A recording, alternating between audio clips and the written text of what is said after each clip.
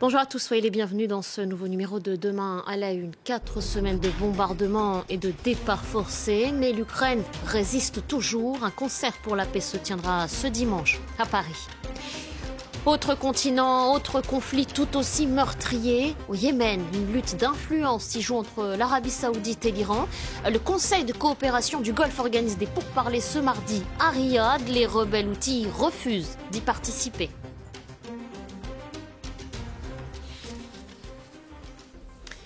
Une guerre oubliée, dit-on. 8 années de combat, 380 000 morts au moins et presque aucune perspective de paix. Le Conseil de coopération du Golfe a bien convoqué une session de dialogue. Elle doit se tenir ce mardi à Riyad, en Arabie Saoudite. Un choix pour le moins surprenant dans la mesure où le Royaume dirige le commandement de la coalition arabe en soutien aux forces gouvernementales. Les Houthis ont fait savoir qu'ils refusaient cette invitation au dialogue en territoire ennemi. Ce sont leurs mots. On en reparle avec vous, Hakim Khaldi. Bonjour à vous. Vous êtes chargé d'études pour Médecins sans frontières. Merci d'avoir accepté l'invitation de France 24. Et puis avec nous en plateau, Cyril Payen. Bonjour Cyril et merci d'être là. Grand reporter à la rédaction de France 24. Je le disais, vous avez aussi fait quelques missions et reportages au Yémen. Cyril, je voudrais vous faire réagir à cette déclaration du patron des Nations Unies, Antonio Guterres. Le Yémen ne fait peut-être plus les gros titres. Voilà sa déclaration qui s'affiche. Le Yémen ne fait peut-être plus les gros titres, mais la souffrance humaine n'a pas diminué. Il a raison, Antonio Guterres, Cyril, c'est une guerre oubliée. C'est une guerre sans fin, oubliée, sans vainqueur ni vaincu, et c'est le désastre des collatéraux, c'est-à-dire la population civile.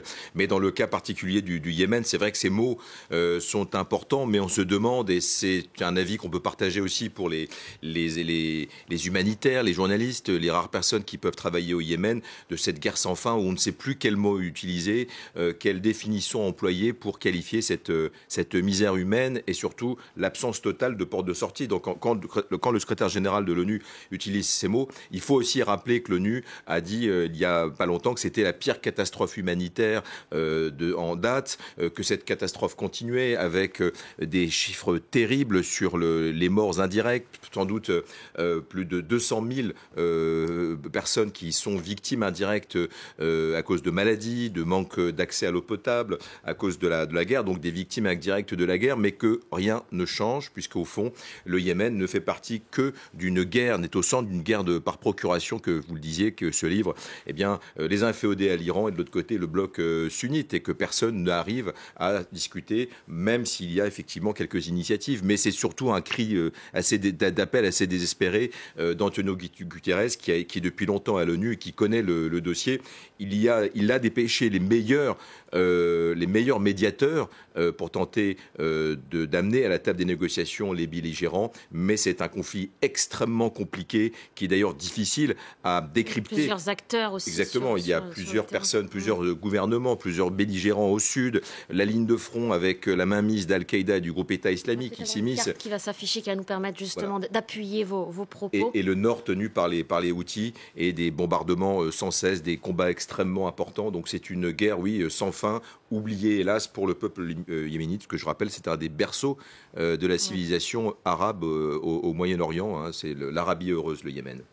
Hakim Khaldi, vous partagez aussi ce sentiment. Vous vous êtes rendu au moins 5 fois au Yémen. La communauté internationale fait-elle preuve d'impuissance, d'indifférence face à ce qui s'y passe ?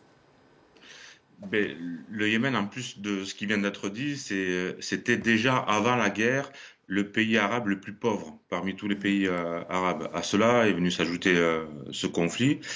Et ce conflit il a d'énormes conséquences, notamment pour les populations civiles, parce qu'elles ne sont pas épargnées par les bombardements, mais aussi toutes les structures qui permettent de délivrer des services à ces populations ont été bombardées depuis le début du conflit. Donc les structures de santé, les hôpitaux, il y a des centrales électriques qui ont été bombardées, des écoles aussi. Alors justement, Hakim Khaldi, est-ce que vous avez, vous, au sein des MSF, des chiffres plus précis à apporter? 380 000 morts au moins selon les Nations Unies, mais est-ce que ce chiffre est sous-estimé ? Mais c'est très compliqué de de tenir une comptabilité du nombre de décès au Yémen parce que donc le Yémen aujourd'hui, on peut dire que politiquement il est découpé en deux. Donc le nord tenu par Ansarullah, donc ce qu'on appelle communément les Houthis, et le sud. Bon, je ne vais pas rentrer dans les détails du sud Mhm. parce que politiquement c'est compliqué. Mais dans le nord, il y a des zones qui sont pas accessibles pour les travailleurs humanitaires. Et donc du fait que il y a des zones qui sont pas accessibles, c'est compliqué d'établir une comptabilité au niveau de la mortalité. Et quel récit vous font vos équipes sur place? Ben, nous, on est présent surtout à travers des structures de santé, notamment des hôpitaux, en partenariat avec le ministère de la Santé dans le Nord et le ministère de la Santé dans le Sud, et on soigne principalement des blessés de guerre.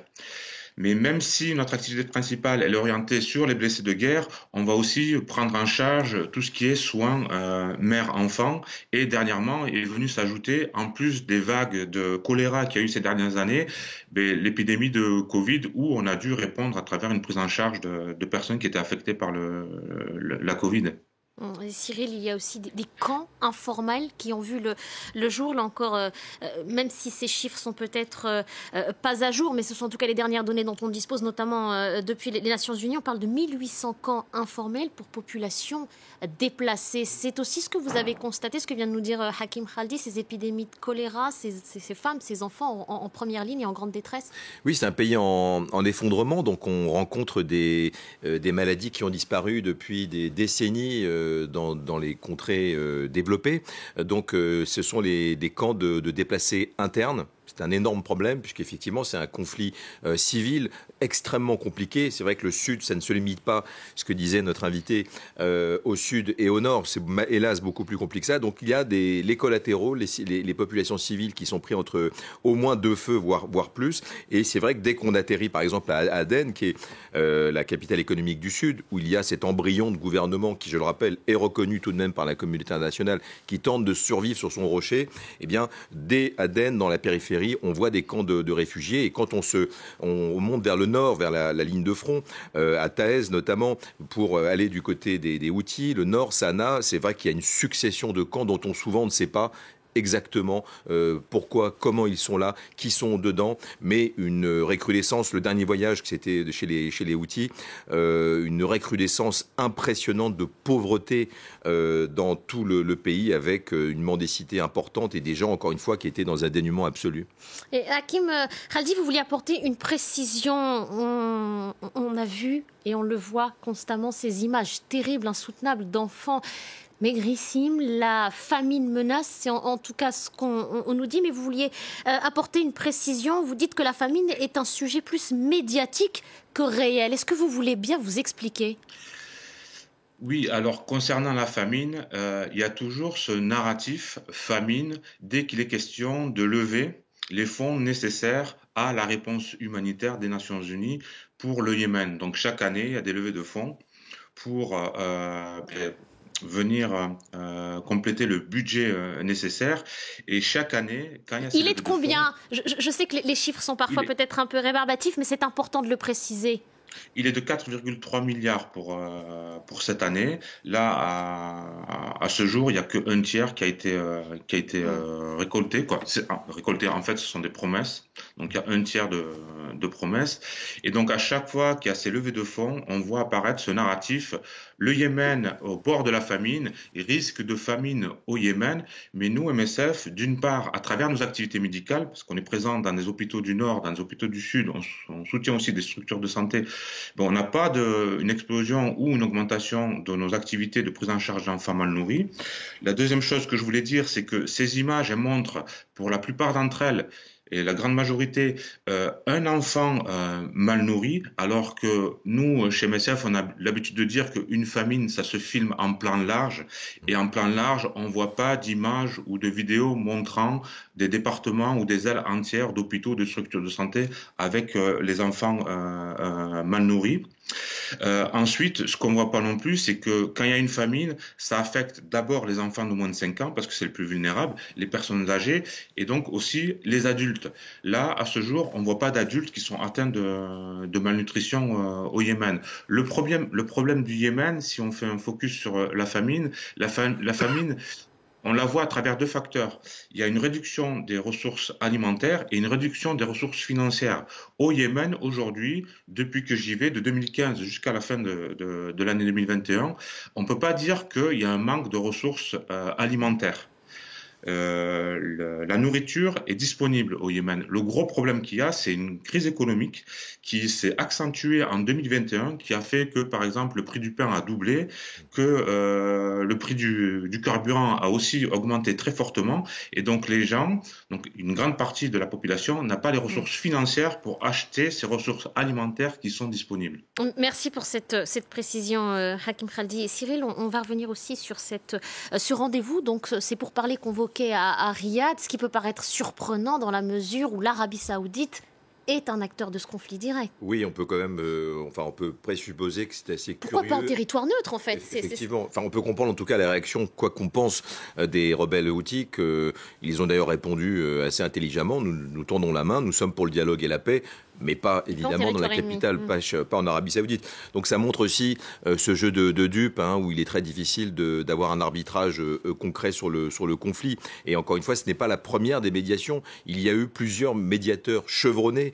Je pense notamment à l'ambassadeur Griffith, qui était très chevronné et qui s'est cassé les dents, qui a échoué en fait à mettre autour d'une table les belligérants. Ça montre la complexité de ce conflit. Ça montre aussi la dimension qui échappe à ces dizaines de millions de Yéménites, la dimension de guerre par procuration, cette guerre froide religieuse, je dirais, que se livrent les deux camps sunnites et chiites. Et c'est pour ça que ça risque de durer encore extrêmement longtemps. Je voudrais juste revenir sur ce que disait très justement le représentant des MSF. C'est vrai qu'en arrivant, et c'est une guerre d'information et de propagande également, quand on arrive chez les Houthis, on est très très pris en main. C'est un peu, un peu comme le font le Hezbollah par exemple au Liban. Et on nous montre, c'est presque obligé, des enfants dans des ailes d'hôpitaux, alors que nous on voudrait voir des combattants blessés, ça c'est pas possible. Donc c'est vrai qu'il y a une guerre d'information, une guerre d'image, et que de montrer des enfants ne veut pas nécessairement dire qu'il y a une famine, mais c'est le message en tout cas que le Nord veut faire passer au monde.